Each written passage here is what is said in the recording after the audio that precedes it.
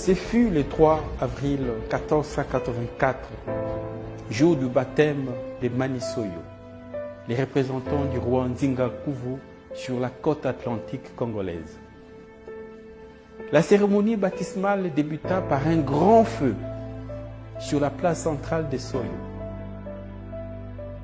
À la demande expresse des missionnaires baptistères portugais, Manisoyo ordonna que soient brûlées toutes les statuettes mystiques, tous les masques et bâtonnets sacrés, tous les colliers et bracelets bienfaiteurs, toutes les figurines protectrices, toutes les reliques de la spiritualité Congo. En un mot, au bûcher tous les saints frusquins qui symbolisaient l'ancestralité pluriséculaire Congo de l'Égypte pharaonique en Banzan Congo. Tout brûla.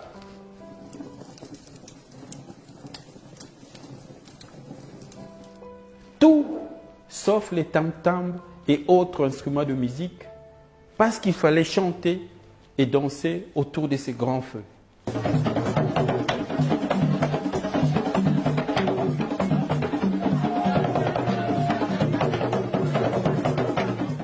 Ces jours-là, les conquistadors européens installèrent malicieusement la suprématie de leur civilisation dans tous les coins et recoins de nos consciences. Après nous avoir suggéré l'incinération ontologique de notre civilisation. Dès le lendemain de ce cruel jour du 3 avril 1484, les Mapata, qui étaient les savants et les érudits du royaume Congo, sont brusquement devenus des sorciers. Les Nganga Kisi, qui étaient nos médecins d'alors, sont devenus des féticheurs. Les Nganga Nzambe, les Fumumpezo, qui étaient prêtres, chefs spirituels et responsables du kaolin sacré, sont devenus, du jour au lendemain, des satanistes.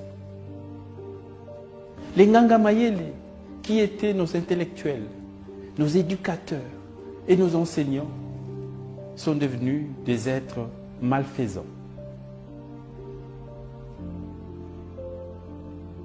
Ces bûchers, c'était donc la mise à feu de notre âme.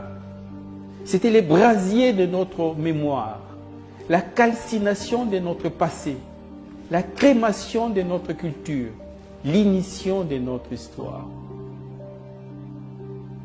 Depuis ce fameux 3 avril 1484, nous avons cessé d'être les descendants d'Osiris, d'Isis et d'Amon-Ra. Nous avons cessé d'être la progéniture des Kam, des Couches, des Mizraïm, des Nimrod.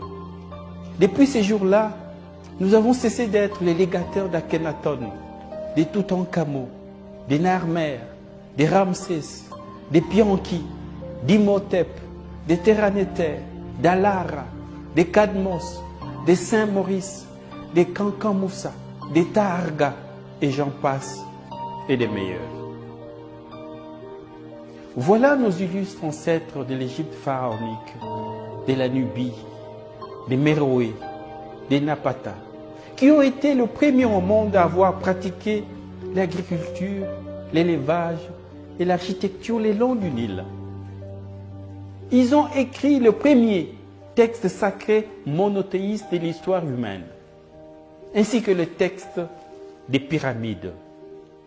C'est toujours eux, nos ancêtres de Kemet, qui ont inventé les sciences, la philosophie, la médecine, les calendriers, les arts, l'écriture, l'ésotérisme spirituel, la religion monothéiste.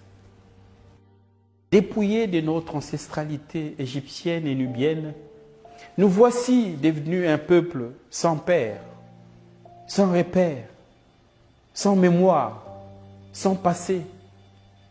Un peuple tombé depuis dans la mésestime de soi, dans le mépris de soi. Or, manquer d'estime de soi et de confiance en soi, c'est se croire inférieur aux autres, c'est-à-dire devenir une proie facile pour l'esclavagisme.